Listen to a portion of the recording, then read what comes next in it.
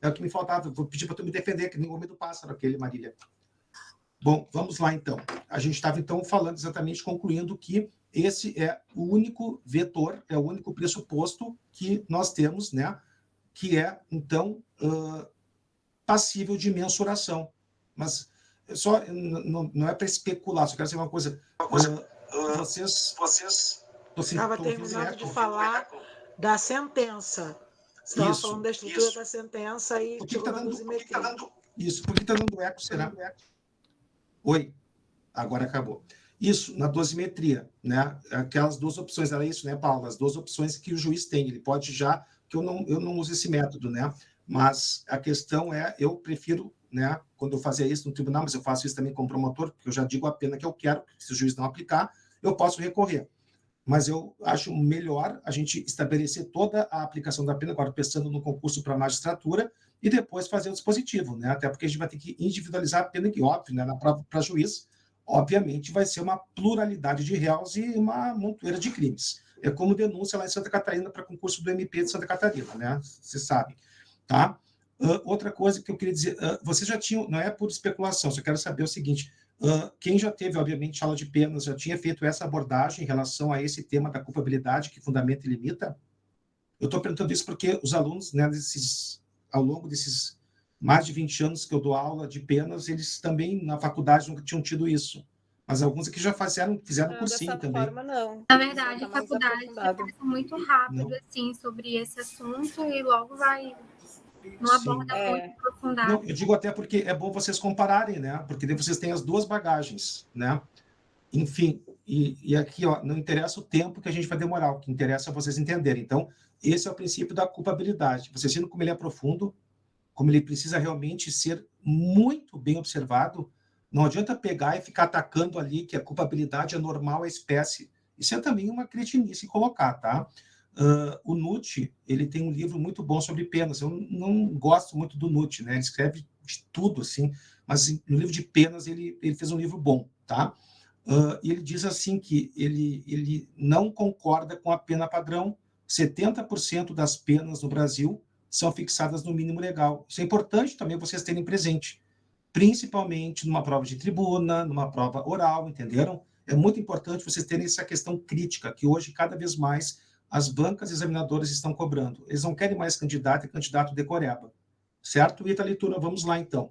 Bom, depois do princípio da culpabilidade, nós temos o princípio da intervenção mínima. Anotem aí para a gente ler o próximo princípio, intervenção mínima. Até é bom anotarem, porque isso não está desenvolvido no meu material. Mas coloquem o seguinte, né? Claro, aquilo que eu também já comentei com vocês agora há pouco, né? Que eu não processaria, enfim, não iria denunciar. Mas coloquem assim, que esse princípio, né? Ele tem por finalidade, por função precípua, o quê? O fato de que o direito penal, né, ele só deve atuar quando todos mesmo demais ramos do direito não serviram, né, para a busca primordial do direito, que é qual? A pacificação das relações sociais. Eu vou repetir, tá? Então, esse princípio, e tenham muito cuidado, porque esse princípio da intervenção mínima, ele tem outros princípios que muita gente taca no mesmo balaio, como dizia minha mãe, só que eles devem ser separados, como fragmentariedade, subsidiariedade, então a gente vai separar. Mas então, intervenção mínima é isso. Gente, o direito penal, e aquela expressão que vocês todos conhecem, né? Agora, abreviando um pouco, o direito penal, ele deve ser a última ratio. Ninguém me fale ratio, pelo amor de Deus. Então, é a última ratio, ou seja, é o último instrumento de que se deve valer o Estado na busca da pacificação das relações sociais, certo? Qual é o exemplo que vocês precisam dominar para a prova? Coloquem assim, né, que o contraponto, quer dizer, contraponto, né, de evitar a prisão, evitar a pena privativa de liberdade e, portanto, não mas ao encontro do princípio da intervenção mínima. Coloquem aí terceira via do direito penal. Quem desenvolveu isso? Alice Bianchini, eu já disse para vocês isso, né, mas agora é hora da gente anotar, e o grande mestre, né, já faleceu, né, o Luiz Flávio Gomes. O que é a terceira via do direito penal? Pelo amor de Deus, não é a que a gente vai ver lá na parte geral mesmo, né, lá do início, né? Nada tem a ver com aquelas velocidades do direito penal, lembram? Primeira, segunda, terceira, lembram? Nada tem a ver com isso, tá? Nada tem a ver com isso. Fazer que nem teatro, né? A pessoa só entra no intervalo da aula. Então, assim, estou brincando. Então, é isso. Terceira via do direito penal, podem colocar aí, tá? É a chamada administrativização do direito penal. É bem bolado assim. Administrativização do direito penal. O que significa isso? Que, como é inerente ao Estado, né, lato sensu chamado poder de polícia, o poder de cobrar tributos, impor sanções, não é isso? Que essa terceira via nada mais é do que transformar as sanções que, por excelência, né, no direito penal são de que tipo, Galberto e turma? De que tipo são as sanções do direito penal? Pena, né? Pena privativa de liberdade. Então, o que essa corrente prega, umbilicalmente vinculada à intervenção mínima? Que se apliquem penas mais adequadas ao tipo de infração, Marília e turma. Qual é o exemplo que vocês serão obrigados a citarem numa prova? Crimes contra a ordem tributária, Lei 8137 de 90. E aí entra aquilo que o Marco Aurélio Mello dizia quando ainda era ministro do Supremo Tribunal Federal. A parte mais sensível do corpo humano é o bolso. Então, não tem muito... Por exemplo, eu trabalhava com desembargador, viu, Marília? Tu falaste antes da questão da... Cara, assim, ó, ele tinha pavor de bandido. Sério. Mas, assim, aquela bandido bom é morto, bandido bom é... Sabe? E ele queria... Isso foi na década de 90, eu acho que nem existia, né, o Bolsonaro, porque eu trabalhei como assessor nos anos 90. Mas o que acontece? Né? Eu fui criado assim depois, claro, né? Mas o que acontece? Lá eu tinha que fazer os votos conforme ele decidia, né? Mas o que acontece, que é muito importante nessa linha, tá? Por exemplo, a Lei 9714, de 25 de novembro de 98, não precisa anotar a lei, porque já está no Código Penal, mas qual é a simbologia, Cíntia e turma, dessa lei? Essa lei, ela foi fruto, de 98, de um lobby feito pelos criminosos do colarinho branco, junto ao Congresso Nacional, para quê? Foi bem a época que o MPF, principalmente depois dos MPs estaduais, começaram a prender criminosos do colarinho branco. Então, eles fizeram um lobby. Olha que só no Brasil tem isso, tá? Isso aqui não é ser punitivista ou não, isso aqui é ser justo, mas vocês acham que tem, tá? Abigail, turma, vocês acham que algum país do mundo permite que a pessoa não cumpra a PPL, a pena privativa de liberdade, quando ela tem um montante tão alto como é no Brasil de 4 anos? Se vocês pegarem a parte final do artigo 54 do Código Penal, vocês verão que ela está revogada. Embora ela apareça ali, ela está revogada, porque diz o quê? Né? Que a pena privativa de liberdade poderá ser substituída por restritiva de direitos, em qualquer caso, quando o crime for culposo, mas quando for doloso, a pena máxima tem que ser de até 1 ano. Não é isso? A gente sabe que não é isso. Oi, Esther. A gente sabe que não é isso. Entenderam? A gente sabe que o que vale é o 44. Vejam se abaixo do 44, no código de vocês, não está escrito. Redação dada pela Lei 9714, de 25 de novembro de 98. Não está escrito isso? O que significa isso? Esse lobby que eu falei para vocês. E essa lei também, o que ela fez? Ela criou 2 novas penas restritivas de direitos. Quais são, Ítalo e turma? Elas são a perda de bens e valores e, querida Esther, obrigado, e a prestação pecuniária. Então, o meu chefe, todos na Câmara substituíam, porque elas recém tinham entrado em vigor. Em 98 eu trabalhava ainda como assessor de desembargador, certo? Mas o que na verdade, o desembargador que eu trabalhava dizia: quem comete crime, principalmente contra a ordem tributária, aquilo que a Carmen Lúcia diz, né? Que o Barroso também já disse, que, na verdade, é um homicídio coletivo, porque tira dinheiro da população, enfim, e ele queria prisão, mas, claro, ele sempre votava vencido, né? Porque os outros não queriam, os outros queriam essa substituição, né? Mas é muito importante isso que a gente está vendo aqui, tá, galera? Que, perdão, mesmo, né, com essa abertura tão grande, olha só, na Espanha, para dar um exemplo para vocês, tá? Quem pode se ver livre do cumprimento de uma PPL? PPL, tudo bem, pena privativa de liberdade, posso abreviar, né? Por exemplo, na Espanha, um cara que, enfim, né, é usuário de drogas e tem algum problema, viu, Marília e turma, na questão da compreensão. Então, ele não é viciado, não é usuário, ele chega a ser um dependente químico, entenderam? Que tem, portanto, a cognição alterada. Mas se vocês forem pesquisar no mundo inteiro, penas privativas de liberdade em crimes dolosos, claro, crime culposo, o céu é o limite, né? Qualquer que seja a pena, né, pessoal? Mas em crime doloso, você não encontra em outros países que alguém condenado, Cíntia, Tárcio, Paula, Beatriz, né, com uma pena tão alta que ela não seja encaminhada ao cárcere. Mas por que a gente tem toda essa recalcitrância? Olha a palavra que eu tirei da época do EPA, em relação à aplicação de PPL no Brasil. Por quê? Você sabe, nem vou dizer, né? O estabelecimento prisional, Adriano e turma, só vem, né, a piorar e muito a situação do condenado. Aquela pessoa que é primária, né, Marília e turma, ela acaba, né, se tornando uma verdadeira criminosa pela questão do Estado. Aí depois vai entrar a questão, né, do princípio da co-culpabilidade criado por Zaffaroni. A gente vai ver, certo? Ficou bem claro isso? Bom, só coloquem assim, que podem colocar 2 riscos, né? Que do princípio da intervenção mínima, só lembrar, intervenção mínima significa o quê? Cara, eu tenho muito chão pela frente para fazer, imagina se vocês no concurso, né? Fechando os olhos. Então, vocês têm que pensar o seguinte, né? Putz, alguém pediu para entrar, vou ter que abrir os... Tô brincando. Você tem que pensar o seguinte, que o princípio, tá, da intervenção mínima diz isso. O direito penal realmente só deve intervir em 2 casos. Quando nenhum outro ramo do direito foi capaz de conter essa pessoa, tá? E qual é o outro caso? Quando nenhum outro ramo do direito. Às vezes a gente não separa isso. Quando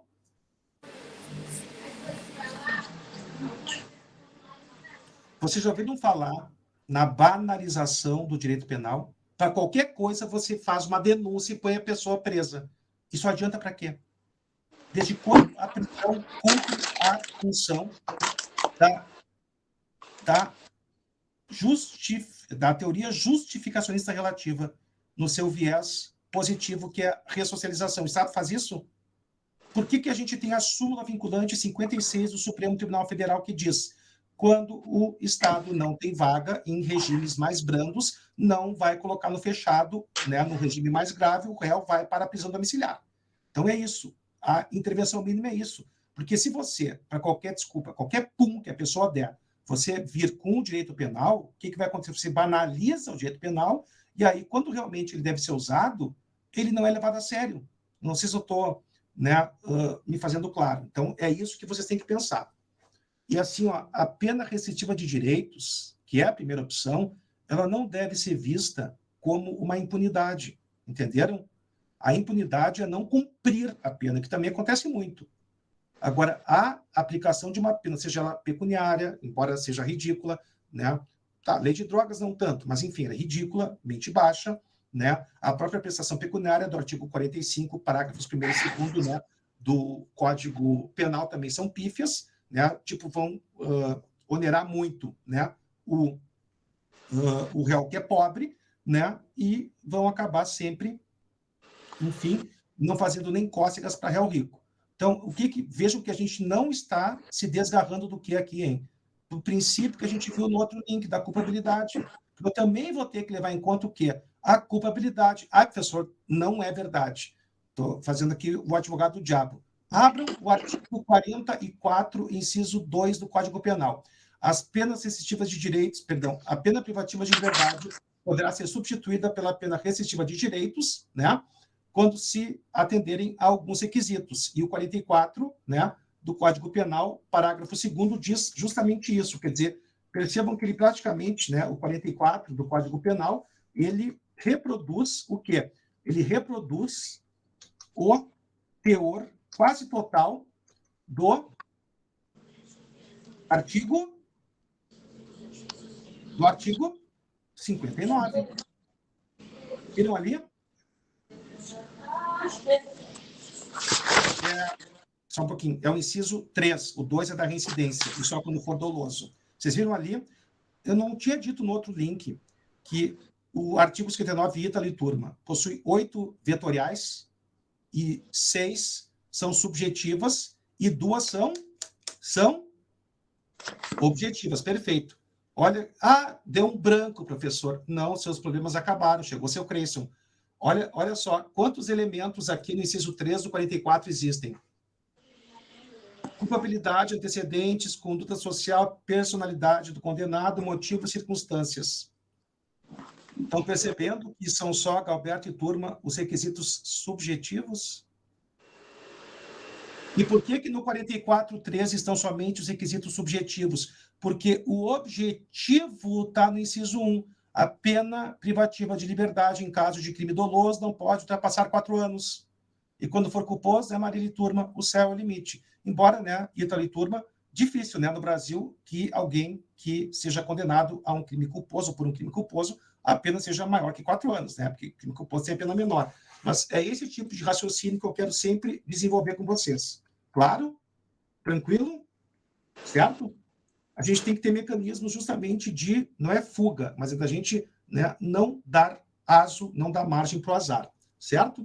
Bom, vamos adiante. Desse princípio, então, né, desculpa, da intervenção mínima, decorrem 2 outros princípios que eu falei para vocês colocarem, certo? São eles da subsidiariedade e da fragmentariedade. Coloquem aí. Repito, todos decorrentes desse princípio da intervenção mínima. O que lembra isso para vocês, hein? Olha onde é que eu vou levá-los agora. E levá-las agora. Ó, eu disse que do princípio da intervenção mínima decorrem 2 outros princípios: subsidiariedade, Adilé e turma, e fragmentariedade. Marília, turma, se o examinador numa prova oral te pergunta isso, você sabe discorrer perfeitamente? Não, porque eles são muito...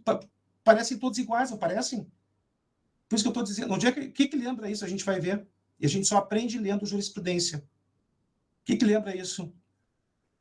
Conflito aparente de normas. Me diferencia especialidade, subsidiariedade, a alternatividade e a consunção. Me diferencia principalmente a consunção da subsidiariedade. A gente consegue separar direitinho? Oi, a consunção maior engole o menor, tá? E a subsidiariedade é o quê? Não, é que o crime meio é um caminho para chegar até o crime fim. Ah, porra! Vai dizer que não fica mais ou menos tudo igual. Então, eu estou alertando vocês que é aí que o examinador vai pegar vocês, galera. Estão entendendo? A gente tem que saber esses conceitos. Porque agora cobraram na prova do que foi. Na prova oral caiu o ponto de penas, tá? Óbvio, direito penal, e o examinador perguntou, não, era a parte geral, ele perguntou quais os princípios, melhor, os subprincípios que decorrem do princípio da legalidade no direito penal. Só para deixar em stand-by, já ver se parte geral. Tipo lá no início, pensa também em parte geral. Mas vocês estão entendendo? Aí pode, desculpa, quase que eu falo um palavrão, pode ralar o cara, entenderam? Porque são muito próximos e são muito parecidos. Se alguém falar que é como um bando de careca junto, eu vou bloquear, certo? Bom, vamos lá então. Anotem aí o que é o princípio da fragmentariedade.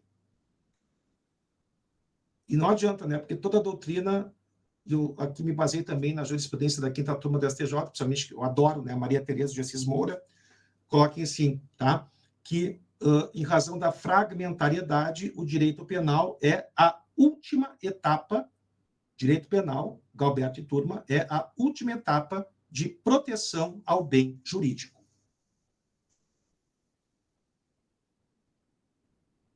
Certo?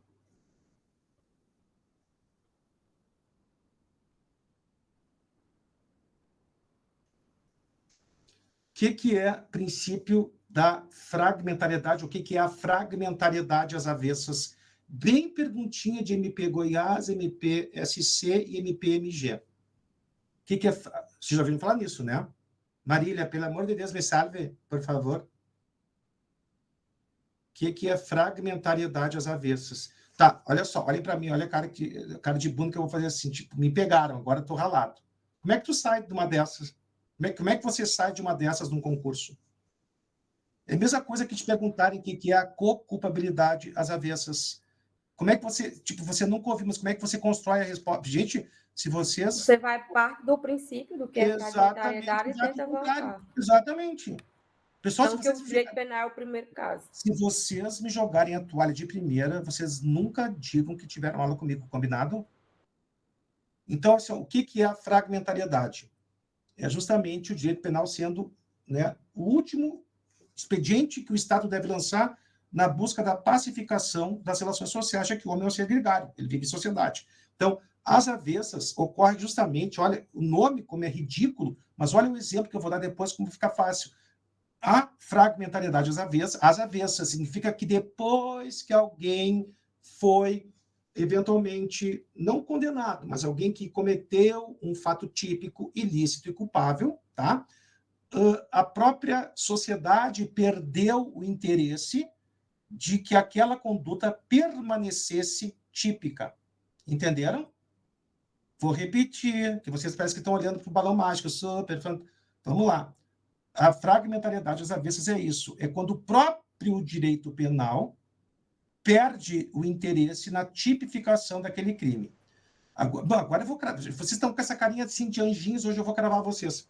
Seria um exemplo, Diego e turma, aquele caso que aconteceu em 99, que todo mundo começou a dizer, o lança-perfume está liberado no Brasil. Quem é que já ouviu isso? Eu estava no TJRS. O lança-perfume...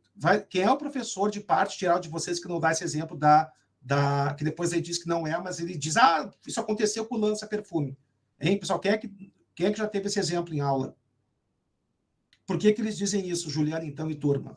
Porque, assim, ó, em 99, tá? Em 99, presta atenção, porque isso cai em prova, tá? Aliás, senão não estaria falando, tá?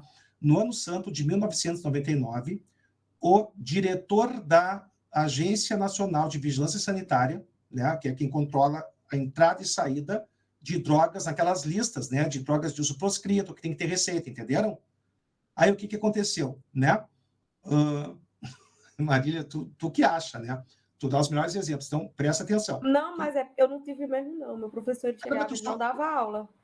Bom, eu tive professor que também de penal que não dava aula, ele fumava na aula, ele não dava aula. Ele dizia, vocês podem sair que eu vou fumar. Aí todo mundo ficava assim. Mas o que acontece aqui? Presta atenção, tá? Esse lance, olha como eu sou idiota, esse lance do lança-perfume, ficou linda a frase, tá? Mas essa história do lança-perfume foi o seguinte, o diretor Galberto e turma da Anvisa, de maneira unilateral, ele retirou o cloreto de etila, né, que você sabe que é o nome científico do lança-perfume, entenderam? E retirou unilateralmente da lista. Cara, a lista ela deve ter, viu, Marília? A ficha do Bozo deve ter uns 5.000 quilômetros, né? Essas listas, porque é boleta para emagrecer, é boleta para ficar ligado, entenderam? É sério, tanto o medicamento que exige receita, né, Ítalo e turma, como drogas de uso proibido, proscrito, como eu disse.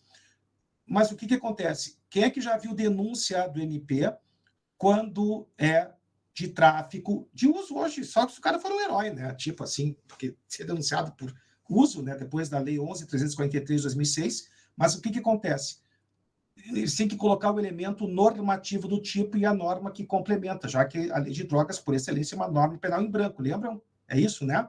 Então, a substância apreendida faz parte, né, da lista de produtos de uso proscrito da Anvisa, conforme RDC 44/98. O que significa RDC? Olha o detalhe.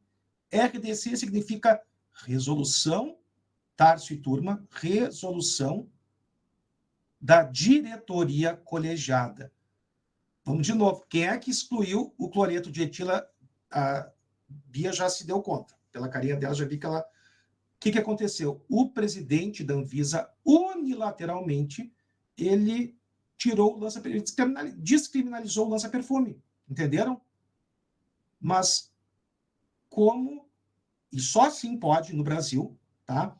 Uma substância, já disse, pode ser uma Ritalina, Venvance, Rivotril, né? Não tem que ter receita? É a mesma coisa. Não, você acredita que tem gente que está fazendo curso para concurso, já está no meio do concurso, e acha que a lei de drogas só serve para drogas de uso proibido? Vocês acreditam nisso? Por favor, né? Então, vamos lá. O que acontece?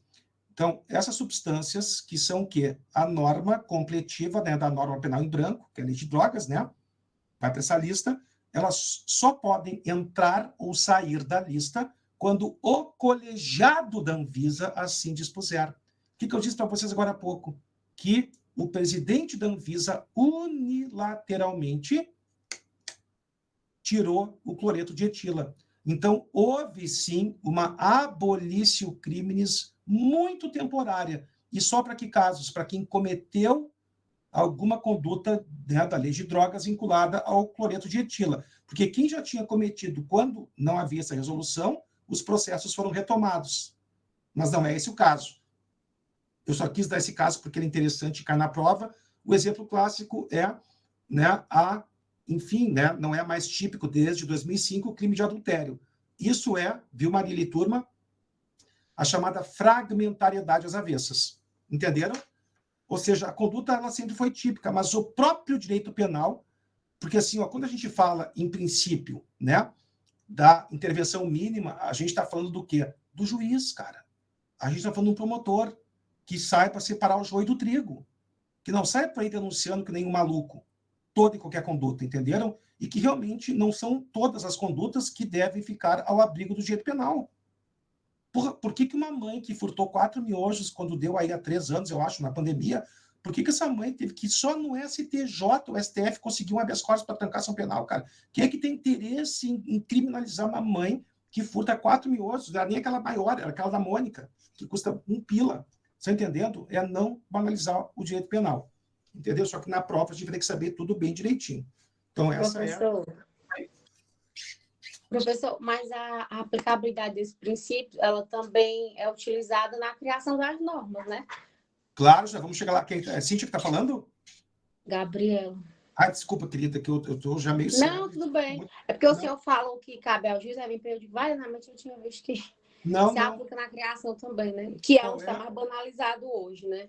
Tudo Qual é o primeiro, digamos assim, destinatário desses princípios? Já ia falar sobre isso, Gabriela, mas foi muito bom tu falares. Para mim é quem cria.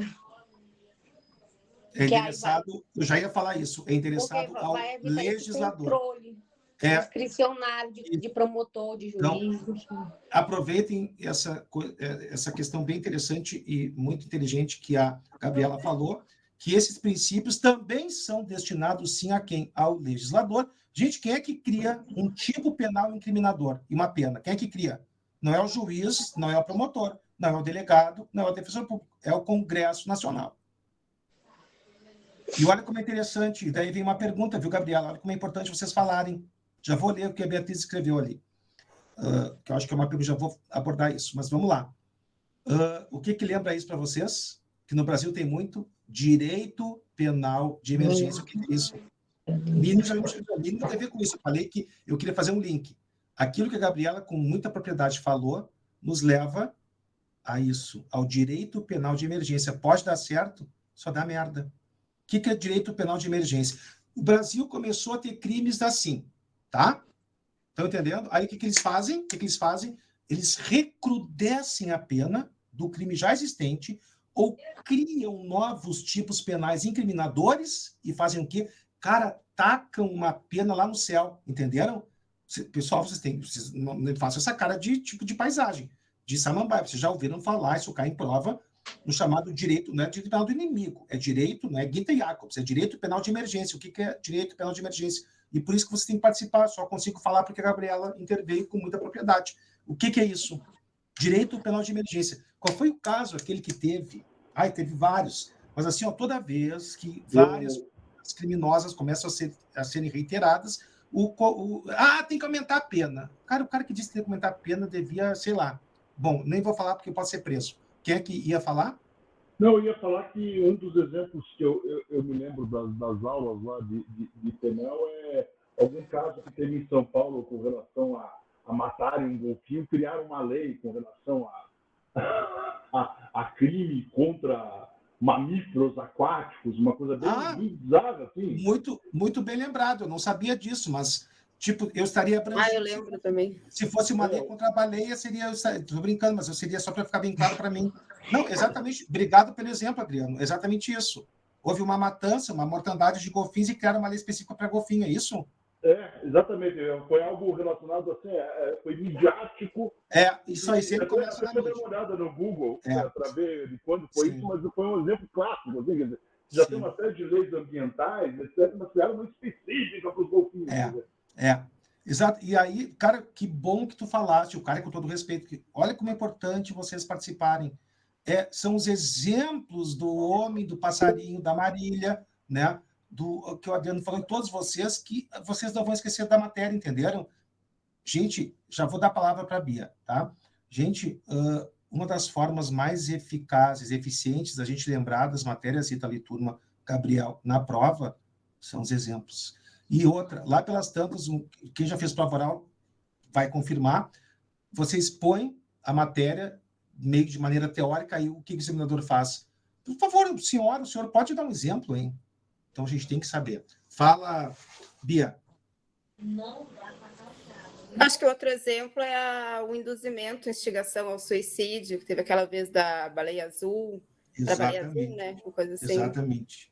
Na verdade, eu acho que tu estás te referindo, um ótimo exemplo, porque quase ninguém se deu conta, olha que importante o exemplo da Bia também, né? Cadaval, do sobrenome, assim que se diz? O teu sobrenome. Isso, Cadaval. Eu sou aí do Sul também, professor, sou de Pelotas. Não, só um pouquinho, gente, vou ter que parar a aula agora. Até da onde? De Pelotas? Sou de Pelotas, mas eu estou em São Paulo agora. Tu sabia que eu amava dar aula em Pelotas, assim, tudo que eu ganhava de dinheiro, tudo que eu ganhava de dinheiro dando aula em Pelotas, eu comprava em doce no Beisola, eu chamo de Beisola e Berola, entendeu? E tinha uma loja de roupa na frente de um posto de gasolina, porque era muito barato, eu me atracava em roupa. Cara, eu sou tão antigo, Bia, que eu ficava no Hotel Mantra, aquela coisa podre que tinha até toco de cigarro na coisa do banheiro. A gente não podia recordar e viver, né? Então não podia deixar mas de era um falar luxo, isso. Manta. Era um luxo. Mas eu peguei já na fase decadente, entendeu? Daí eu ia para outro hotel. Mas assim, vocês sabem que as melhores lembranças que eu tenho do pessoal do interior, que o pessoal do interior te dá bom dia, né? O pessoal do capital manda tua merda. Parece que vai cair a boca se a pessoa te der bom dia. Ai, que legal. Tu não tem cara de pelotense, mas tem cara mais de paulista. Cara mais da URB, assim. Mas, enfim, Pelotas é uma bela cidade. Fala, Adriano. Vamos piorar o exemplo dos golfinhos aqui. Ixi, só se for me enquadrar que são as baleias, né, Adriano? Não, mas inclui baleias. Ó. Lei 7643 de 87, que 5 anos de prisão para quem molestar baleias e golfinhos. Daí, para a gente piorar um pouco, isso foi parar no TRF4 para decidir se filmar golfinhos e baleias era crime de molestar baleias e golfinhos. Lembro disso. Veja aonde chega a coisa. Aonde chega, né, a irracionalidade do ser humano, né? Outro expediente, e muito obrigado pelos exemplos aí, Bia, Adriano. Outros exemplos, quais são que a gente tem, assim, não precisa dar exemplo, mas o que eles querem mostrar serviço, eles querem atender a mídia, ao quarto poder. Então, eles precisam aumentar a pena. Cara, não existe nada mais burro. A Maria já está quase dormidinha, está não, estou brincando. Mas, assim, se vocês entenderam por que eu faço isso quando eu vejo que alguém está meio... A gente está cansado. Não é por dó, eu tento chamar, resgatar vocês para a aula, entenderam? Então, não levem a mal. Mas o que é muito importante? Isso sempre vai dar errado, por quê? Porque é um momento, né, Ítalo e turma? É um momento, depois passa. Só que a pena, ela vai ficar para sempre. Entenderam? Imagina se o adultério fosse criminalizado aí, tá todo mundo na cadeia. A não ser o Agostinho da Grande Família, que era fiel lá, não me lembro como é que é o nome da guria, né? E, enfim, e o Beisola... Como é que era? Essa era a Bebel, exatamente isso. Né? Então, eu adorava aquela jarra de abacaxi. Gente, aquilo para mim, o dia que eu fui ver o preço, eu não tive coragem de comprar. Só que não posso passar batido, porque a Beatriz falou aqui. Não é minha mãe. Professor, só títulos de curiosidade. Há um texto traduzido por Bittencourt, uma conferência de Hasselberg, que ele fala na criação de um novo campo do direito, entre o direito penal e administrativo. O direito de intervenção, exatamente. Não lembro muito de detalhes do texto, mas acredito que dialoga com a proposta exatamente da terceira via. Na verdade, esse é o precursor da teoria. Onde é que está a Beatriz? A gente ficou quase louca, é muita gente na tela. Beatriz Brandão, né? Não, Beatriz Siqueira, tem 2 Beatrizes aqui, mas é exatamente isso, né? Exemplo mais claro seria a descriminalização do tráfico de droga, já que o direito penal moderno não dá mais conta. Essa é uma questão muito discutível, né? O que se sustenta mundialmente, não é de hoje, né? A questão, né, pelo menos a maconha, né? A maconha, né? Não em relação a drogas mais pesadas, mas nem precisa ler livro de PCC da PC puta que pariu, né? A gente sabe que o tráfico não vai acabar nunca. Tráfico, a gente sabe, e foi muito bem colocado. Muito obrigado, Beatriz. Onde é que está a Beatriz? Eu só vi uma Beatriz, mas que não é a Siqueira. Agora fiquei brabo, porque agora eu tô... não, agora eu achei, tá assim... Não, porque eu tô ficando cego mesmo, né? Então não tem como. Mas é bem isso aí mesmo, exatamente isso. Mas, sabe, agora para concluir essa questão desses princípios, né, de última ratio, subsidiariedade, intervenção mínima, qual é o grande... e vejo que isso é puramente de ignorância das pessoas que aplicam o direito. Por que muita gente evita isso? Porque as pessoas, como são ignorantes, né, Bia e turma, elas não sabem que isso também vai doer no bolso do cara, eles confundem esse tipo da, né, terceira via com o quê? Exatamente com impunidade. E não é isso, não é impunidade. Vocês nunca viram isso? A grande crítica a essa terceira via é que são condutas típicas e, como tal, é aquela pessoa que nem, sabe, que nem um cavalo, assim, que anda com aquela... Me esqueci, vê como eu estou bem ignorante. Que anda com aquela... tipo aquela viseira, como é que é o nome? Enfim, né, que não consegue olhar para o lado e, tipo, para te... Assim, como alguém já disse, né? Mais acima, eu me lembro, né, é a máquina... Porque o direito penal virou o quê? Virou uma máquina de moer pobre. Vocês devem lembrar daquele caso que faz, acho que 2 anos, foi no auge da pandemia, que aqui no Rio Grande do Sul, né, houve uma denúncia por, né, furto de comida já descartada no lixo, criminalizando a pobreza. Não adianta, o direito penal ele é seletivo, e se vocês, que são os futuros detentores de cargos, né, se vocês não mudarem essa concepção, e é uma luta muito árdua, porque o sistema ele te crava, né, o sistema te fode, por quê? Porque você tem que sempre se embasar para fazer alguma coisa diferente. Entenderam? E aí você é confundido com o quê? Com garantista. Tem nada a ver uma coisa com a outra. A gente tem que ser justo. Essa é a grande questão. Mas, bem, esses são os princípios. Vamos adiante. Né? Só para ficar bem claro, como acho que a colega falou, esses princípios, eles não apenas se destinam ao plano concreto, ou seja, do caso concreto, mas eles também se dirigem ao plano abstrato. E o plano abstrato, como a colega muito bem falou, qual é? É o plano, e até o Adriano, muito bem, obrigado, citou as leis, né? Me incluí nela, né? A lei da baleia. E aí, então, é exatamente isso, entenderam? É destinada também, Paulo e turma, ao legislador. O legislador parar de incriminar condutas que não têm a ver com o direito penal. É aquela coisa assim, ó. Se qualquer coisa que alguém fizer, você já aplicar o castigo maior, quando realmente precisar, a pessoa não vai sentir, porque vai estar banalizado. Isso cria, na verdade, um efeito, vamos botar as avessas, né? Mas cria um efeito rebote. Qual é o efeito rebote? O direito penal passa a não ser mais respeitado, porque ele é banalizado. Mas é mais cômodo, né? Processar no crime e tacar no presídio, entenderam? Não é mais cômodo? E a pessoa fica lá apodrecendo, certo? É muito triste isso. É uma luta desigual, realmente, né? Mas, enfim, vamos adiante, certo? A nota, já estamos acabando aí, né? Enfim, os princípios, coloquem próximo ao princípio da personalidade. Qual é o número do princípio agora? Alguém está anotando? Acho que só o Diego está anotando. Acho que esse aqui já é o 6º princípio, né? Ou qual que é? Bom, enfim. Princípio da personalidade, da pessoalidade ou da intranscendência. Vocês sabem que né, aquelas bancas que querem ser bonitas, né, querem falar diferente, elas vão falar princípio da intranscendência. Obviamente que vocês sabem, são muito inteligentes, uma turma excelente, aliás. O que significa isso? Bom, até que morreu Neves, todo mundo sabe, a pena não poderá passar da pessoa do condenado. Isso aí todo mundo sabe, está careca de saber. Agora, o que é importante a gente falar aqui? Coloquem assim, hipóteses, a gente vai ver o que agora? O que realmente passa e o que não passa, né, a familiares, herdeiros, descendentes, certo? João Marcos e turma, na pena. Coloquem assim, por favor. Estou falando aqui de pessoa que foi condenada, né, Galberto e turma, e, como diz a Shakira, né, você foi, morreu, entenderam? Se alguma coisa de desdobramento, Marília e turma, do crime, vai tocar a herdeiros e sucessores. Exatamente, Ítalo, agora que eu vi. Ítalo, excelente exemplo.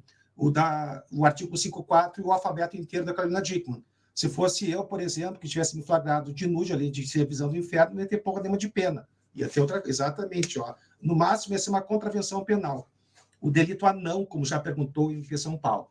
Bom, então, primeira hipótese, eu não vou dizer que a pena não pode passar da pessoa do condenado, que todo mundo sabe. Princípio da pessoalidade, personalidade ou intranscendência. O que é importante? Coloque assim, primeira hipótese.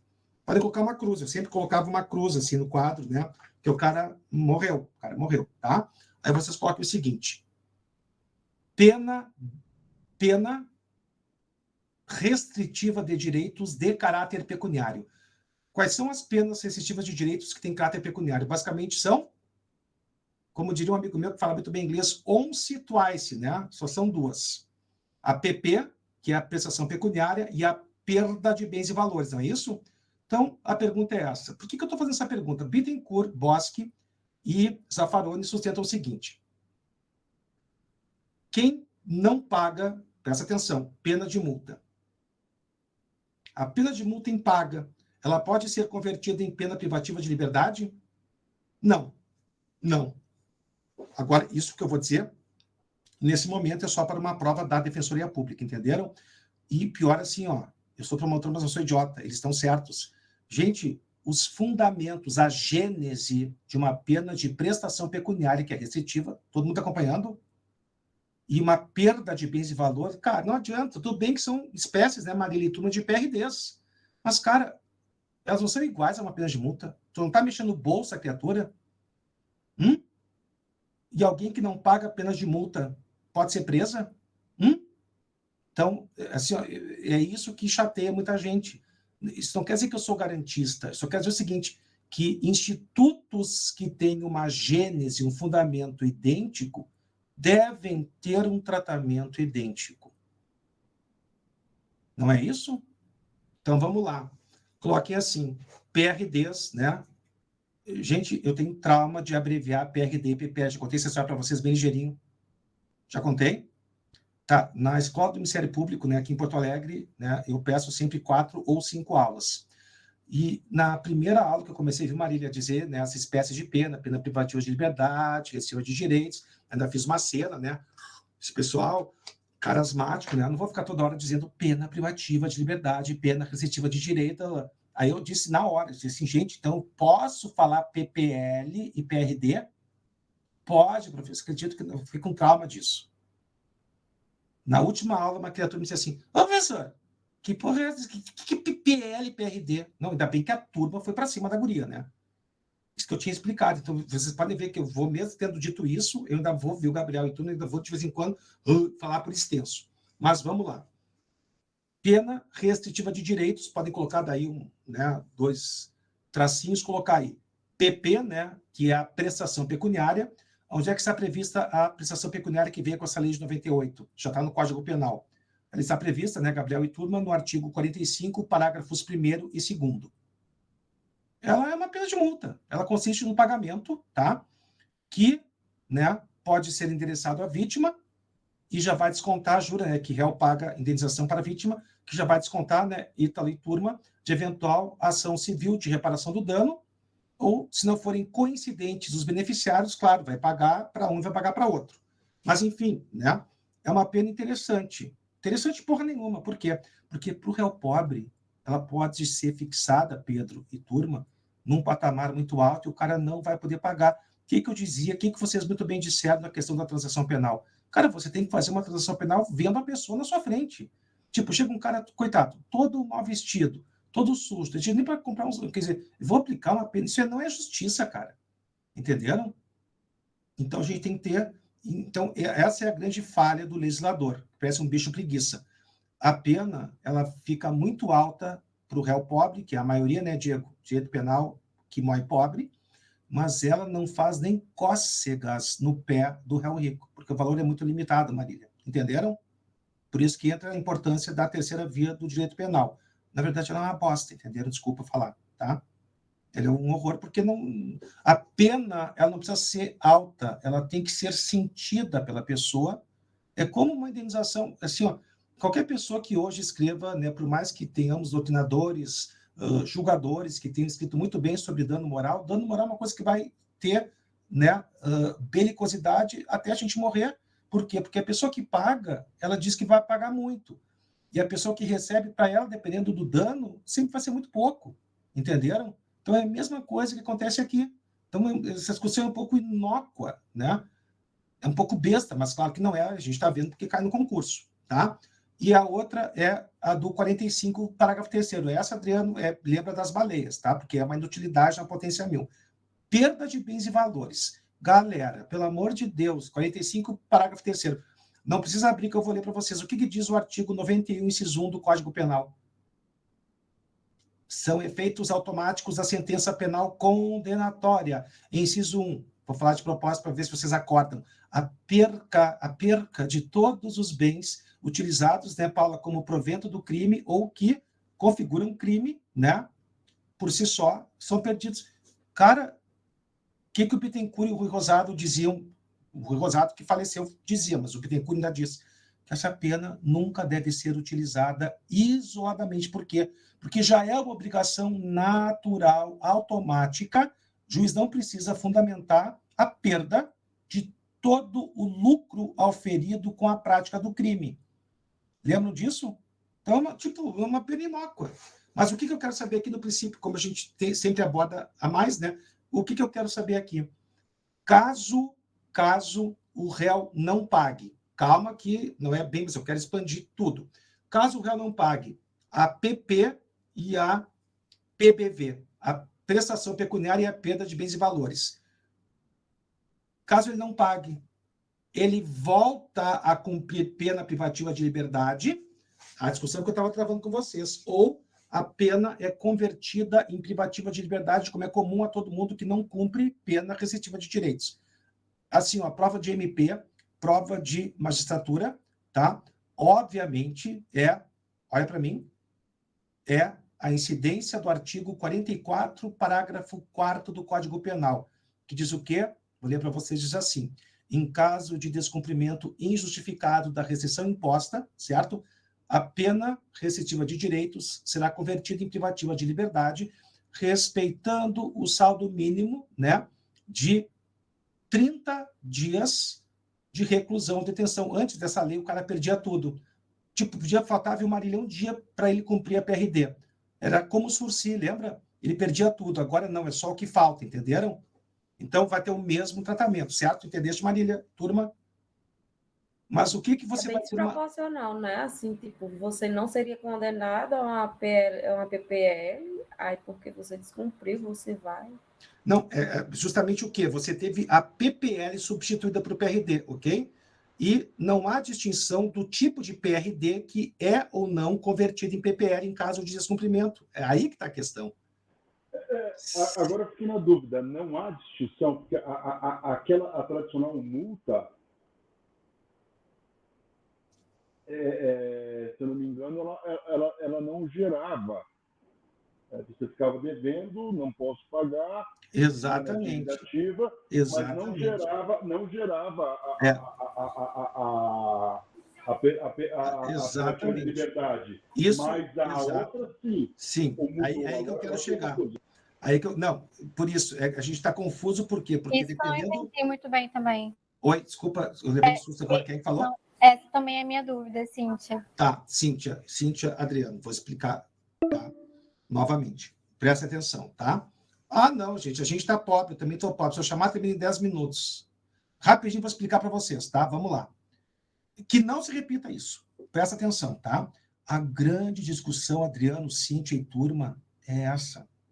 Se no caso de descumprimento, o que eu pontuei para vocês bem no início, quando desenvolvi essas duas específicas PRDs, que é a PP, prestação pecuniária e perda de bens e valores, elas não se assemelham a uma pena de multa, não há um pagamento, galera. Então, se você for fazer uma prova de defensoria pública, como sustenta Bittencourt, como sustenta Zaffaroni, como sustenta Boschi, você vai dar o mesmo tratamento que é dado à pena de multa não cumprida. O que acontece? Absolutamente nada. A pessoa vai ser inscrita em dívida ativa. Entenderam? Mas o que a lei diz, Adriano e Cíntia?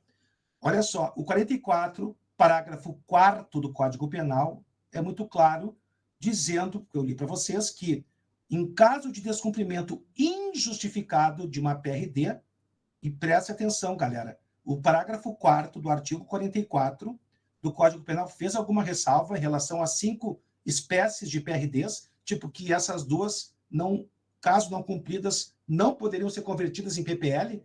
O 44, parágrafo 4, fez essa distinção? Não. Então, Adriano e Cíntia, eu não estou complicando, mas eu estou colocando vocês de frente, ou melhor, frente a frente com o concurso. Claro que numa prova objetiva, Defensoria, Ministério Público, Magistratura, converte em PPL. Entenderam? Porque o 44, parágrafo 4º, não distingue. Agora, por que a dúvida? E essa dúvida é só de pessoa inteligente. Qual a diferença ontológica entre pena de multa, prestação pecuniária e perda de bens e valores? Nenhuma, né, Adriano e Cíntia? Nenhuma. As três não implicam pagamento porque não darmos o mesmo tratamento à perda de bens e valores e à prestação pecuniária, que tem a mesma natureza, é pagamento de dinheiro, cara, do que a pena de multa. Então, numa prova dissertativa de Defensoria Pública, você vai adotar a posição e vai fundamentar como, que é a prova escrita, Adriano e Cíntia e turma. Você vai dizer que essas três penas, não obstante a PP e a PRD e a PBV, perda de bens e valores, sejam penas restritivas, que você já sabe, né, não cumpridas, geram o quê? Pena privativa de liberdade. Você vai dizer o quê? Que isso é uma prisão por dívida, primeiro fundamento, que é totalmente vedado pela Constituição da República, pelas regras de Tóquio e pelo Pacto de São José da Costa Rica. Ok? Numa prova de MP, pelo amor de Deus, e magistratura, vocês vão seguir a cartilha. E vocês vão precisar... Sabe por que dá dificuldade? Porque a gente é muito inteligente, Adriano e Cíntia. Porque se eu pegar agora uma nota aqui de R$100 e digo, ó, galera, essa nota aqui de R$100 é para eu pagar a vítima no caso da prestação pecuniária. Ou é a perda de bens e valores, viu, Adriano? Ou é a multa. Não é o mesmo dinheiro. Por que nos dois primeiros casos, que é dinheiro, né? Prisão por dívida, por que eu vou ser preso caso eu não cumpra? Ou melhor, descumpra, dá no mesmo? E só na multa, entendeu? Então, essa é a lógica. Até é difícil de explicar, porque é muito... Mas entenderam agora? Entenderam? E assim, vocês estão percebendo... Eu entendi, sim. Que bom, graças... Vocês estão entendendo outra coisa. Isso que eu falei desde a primeira aula, que eu vou... Isso aqui é sério, não é porque é gratuito que é uma vadiagem, não. Eu sempre vou dar as posições que vocês devem enfrentar, que vocês devem abordar dependendo do concurso. Entenderam? Imagina sustentar que a pena de prestação pecuniária na prova de Defensoria Pública, segunda fase, não, agora eu tenho que ir para a prisão, porque é muito diferente da pena de multa. A cédula que ele vai pagar, a pena de multa, está um carimbo, pena de multa. A cédula que ele vai pagar, a prestação pecuniária, tem a carimbo. Não, pelo amor de Deus, eu estou aqui dando uma de idiota, mas para vocês não esquecerem, entenderam? Ficou claro isso? Mas tem mais uma coisa que ainda vou falar antes de acabar essa chamada de pobre minha aqui. Qual é? E se o cara morre? Artigo 107.1 do Código Penal. Extingue-se, estou lendo, extingue-se a punibilidade 1 pela morte do agente, né, Marília, Diego e turma, não é isso? O que eu quero saber agora? A prestação pecuniária e a perda de bens e valores. Presta atenção, não respira. Não são duas espécies de pena restritiva de direitos? Bom, agora quem estava para dormir, dormiu, né? Pena restritiva de direitos são, né? Então, é óbvio que a pena não passa da pessoa do condenado. Então, se, né, Ítalo e turma, a criatura morre, é óbvio, né, Gabriel, que se extingue a punibilidade. E por isso a dúvida também, né, Adriano e Cíntia? Para uma coisa vale, para outra não. Tipo, para cobrar de herdeiros não pode. Agora, para converter em prisão, pode. Entenderam? Guia, Ricardo, Adriano, entendeste? Eu entendi. Tá. Não, entendi. Aqui. Beleza. Não, o que me interessa... Eu controlando para não interromper e começar a falar junto. Mas posso falar 10 vezes, mas até vocês entenderem se for Professor. Preciso. Oi. E outra coisa assim, muito absurda que eu vejo no dia a dia é o seguinte, por exemplo, se você cumpre, geralmente a pena é cumulativa, né? Se você cumpre a PPR, a PPL e fica só a multa, inclusive a execução se extingue. O STJ brigou, mas hoje é pacífico que se for suficiente se extingue. Aí, assim, você fica com a pena de multa, que pode, inclusive, extinguir a execução e ficar só dívida ativa, e a outra converter. E é isso que eu nunca entendi. Tá, deixa eu só te fazer uma pergunta, não é pegadinha nada. De quando tu leste essa jurisprudência da STJ, todo mundo entendeu a colocação brilhante da Gabriela? Então, eu vou primeiro explicar para todo mundo. Todo mundo entendeu o que ela falou? Hein? Tá, vou explicar. Ela disse o seguinte, ó, que é estranho, e é estranho mesmo, que a pessoa ela tenha uma pena, estão prestando atenção? privativa de liberdade, geralmente acumulada com pena de multa, e que ela cumpra a privativa de liberdade, seja convertida em PRD ou não, extingue, mas ela não pague a pena de multa. O que ela está dizendo? Que o STJ adotou posição que a pena de multa também é extinta, não é isso? Entendeu? E adotou, aí... sim, você está explicando ainda. Não, querida, pode falar. E adotou? Não, é porque você falou de quando eu li. Teve a mudança de entendimento em 2020, agora, aliás, 2020, depois da Lava Jato. Só que quando foi em 2021, houve uma modulação de efeitos. E aí foi reconhecido pelo STJ que o réu comprovadamente insuficiente continuaria tendo a execução extinta, porque seria uma dupla punibilidade. Aliás, seria punir a pobreza, né? Então, aí aqui, como é que eu faço no Ceará? Eles aceitam, nem colocam nenhum empecilho. Declaração do cadastro único. Juntou na execução, promotor é favorável, já extingue. Né? Nesse sentido. Aí não faz sentido converter uma PPR. Tá, mas agora eu vou só lançar, porque já vai acabar aqui. O que vai acontecer? Vou lançar uma pergunta agora para o próximo link, né? Nem próximo bloco. A gente está na última, da várzea. Galera, o que vai acontecer no caso muito bem falado pela Gabriela? Eu quero saber o seguinte. É uma coisa decorrente disso que cai em prova. Muito obrigado, Bia. Vamos tentar. Pode acontecer o seguinte, de essa pena de multa, só de multa, tá, Gabriela e turma, não ser cumprida e não iniciar o prazo depurador da reincidência enquanto ele não cumprir todas elas. O caso PPL, ele cumpriu, né, Gabriela e turma? Estão entendendo minha pergunta? Eu estou indo além como cai em concurso. Que é um pouco diferente do que a Gabriela disse, né, Gabriela? Eu morro de medo, sou todo cagado, tenho pânico de acabar o link. Então, vamos para outro link, tá? E depois, na volta, a gente responde. Eu não vou estar aqui, mas vai ter um bonecão de posto que vai responder. Cadê o outro link? Acho que deve estar no WhatsApp, é isso?